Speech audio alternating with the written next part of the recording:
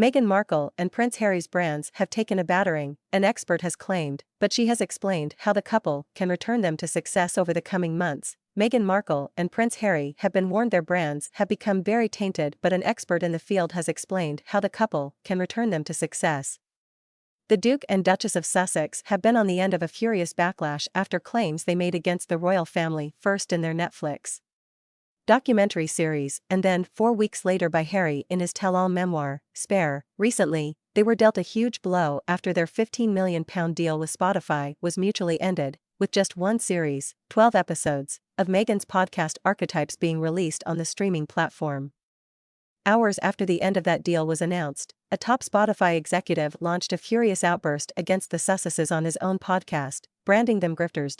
Royal author Pauline McLaren, professor of marketing and consumer research at Royal Holloway University in London, warned Harry and Meghan's brands have taken a battering in the midst of all the recent chaos. She told Daily Express US, "I have previously said the Archewell brand was getting completely smothered by their own personality brands, and I think we have definitely seen that. The whole furor around the Netflix documentary series, but particularly Harry's memoir, I see that as a more defining moment. At least the Netflix documentary was about them, whereas Spare was really about Harry."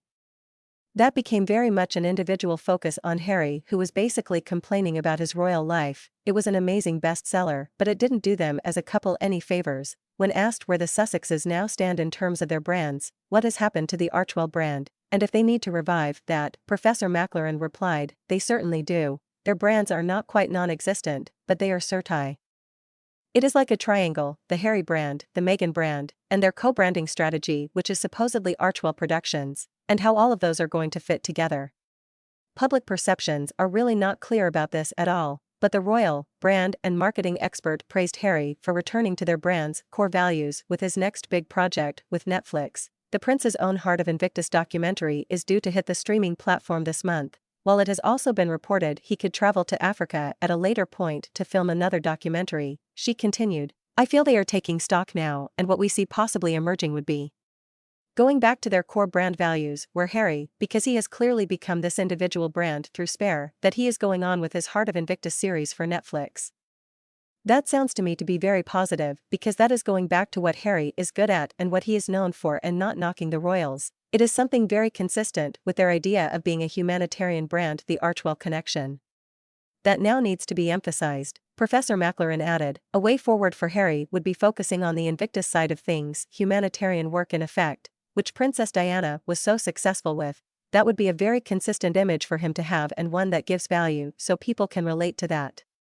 It is the best of Harry, and if he goes back to that, he is likely to have some success." On Wednesday, a smiling Meghan and Harry returned to the spotlight together for the first time in nearly 3 months when they appeared in a new Archewell Foundation video. The Sussexes are founding members of their foundation, and the beaming couple are seen in the video congratulating winners of the Youth Power Fund in a phone call. Next month, the couple will also travel to Germany for the Invictus Games in Dusseldorf.